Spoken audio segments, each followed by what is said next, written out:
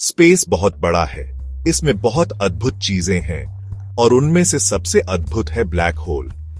ऐसी जगह जहां फिजिक्स के नियम अपनी सीमा तक पहुंच जाते हैं। सोचो, एक ऐसी जगह जहां ग्रेविटी इतनी तेज है कि कुछ भी, यहां तक कि लाइट भी, एस्केप नहीं कर सकती। स्टार्स, ये जलते हुए गैस के गोले अरबों सालों तक जीते हैं। लेकिन स्टार्स भी हमेशा के लिए नहीं रहते। जब एक बड़े स्टार का फ्यूल खत्म हो जाता है तो वह अपनी ही ग्रेविटी में कोलैप्स हो जाता है। इस कोलैप्स से एक सुपरनोवा बनता है, एक ऐसा धमाका जो थोड़े समय के लिए पूरी गैलेक्सी से भी ज्यादा चमकदार होता है। अगर स्टार काफी बड़ा हो तो कोर का कोलैप्स यही नहीं रुकता।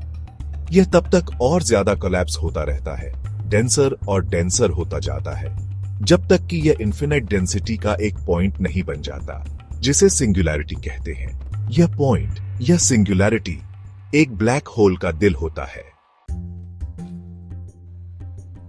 सिंगुलैरिटी भले ही ब्लैक होल का दिल हो, लेकिन यह पूरी तरह से अंधेरे में डूबा होता है। सिंगुलैरिटी के चारों ओर इवेंट होराइजन होता है, एक ऐसी सीमा जहां से वापसी नहीं होती। एक बार इवेंट होराइजन पार कर ली तो वापस नहीं आ सकते। ग्रेविटी बहुत ज्यादा स्ट्रांग होती है। एक झरने के बारे में सोचो, किनारे की ओर बहता पानी स्पेस टाइम के फैब्रिक को दिखाता है। जैसे जैसे यह ब्लैक होल के पास आता है, यह तेजी से बहता है। इवेंट होराइजन वो पॉइंट है जहां से वापसी नहीं होती, जैसे झरने का किनारा। उस पॉइंट के आगे बस नीचे गिरना ही होता है। ब्लैक होल सिर्फ कॉस्मिक वैक्यूम क्लीनर नहीं है, ये स्पेस और टाइम के फैब्रिक को ही मोड़ देते हैं। और इस वॉर्पिंग का एक अजीब इफेक्ट टाइम डिलेशन है।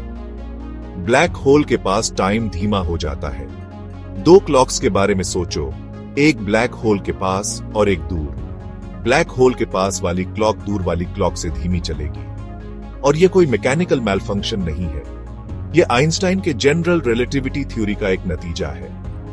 अगर आप किसी को ब्लैक होल में गिरते हुए देख सकते हैं तो आप देखेंगे कि इवेंट होराइजन के पास आते ही वो धीमा होता जाएगा। उनकी इमेज रेड और फेंट होती जाएगी और आखिरकार गायब हो जाएगी। सेक्शन 4, हमेशा के लिए नहीं। ब्लैक होल हमेशा के लिए नहीं होते। ब्लैक होल अमर लग सकते हैं, लेकिन ये भी हमेशा के लिए नहीं रहते। 1970 में स्टीवन हॉकिंग ने बताया कि इवेंट होराइजन के पास क्वांटम इफेक्ट्स की वजह से ब्लैक होल से एक हल्की रेडिएशन निकलती है। इस रेडिएशन को हॉकिंग रेडिएशन कहते हैं। यह धीरे धीरे ब्लैक होल से एनर्जी कम करती है। उबलते पानी के बर्तन के बारे में सोचो, बर्तन से निकलने वाली भाप हॉकिंग रेडिएशन जैसी है। बहुत लंबे समय में यह रेडिएशन ब्लैक होल को पूरी तरह से इवेपोरेट कर देगी। सेक्शन 5, इवेंट होराइजन के पार अनजान जगह का रास्ता। इवेंट होराइजन के पार क्या है? यह एक ऐसा सवाल है जिसने वैज्ञानिकों और साइंस फिक्शन राइटर्स को आकर्षित किया है। कुछ थ्योरीज कहती हैं कि ब्लैक होल वर्म होल्स हो सकते हैं, स्पेस टाइम के शॉर्टकट्स जो यूनिवर्स के दूर के हिस्सों को जोड़ते हैं। दूसरे व्हाइट होल्स की संभावना बताते हैं, ब्लैक होल के उल्टा, जहां कुछ भी एंटर नहीं कर सकता और सब कुछ एस्केप करता है।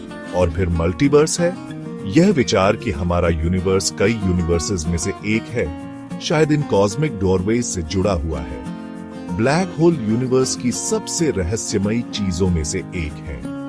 ये एक्सट्रीम ग्रेविटी की जगह है, जहां टाइम और स्पेस बिगड़ जाते हैं और फिजिक्स के नियम अपनी सीमा तक पहुंच जाते हैं। जैसे जैसे हम कॉस्मोस को एक्सप्लोर करते रहेंगे, ब्लैक होल निश्चित रूप से यूनिवर्स और उसमें हमारी जगह के बारे में हमारी समझ को फैसिनेट और चैलेंज करते रहेंगे।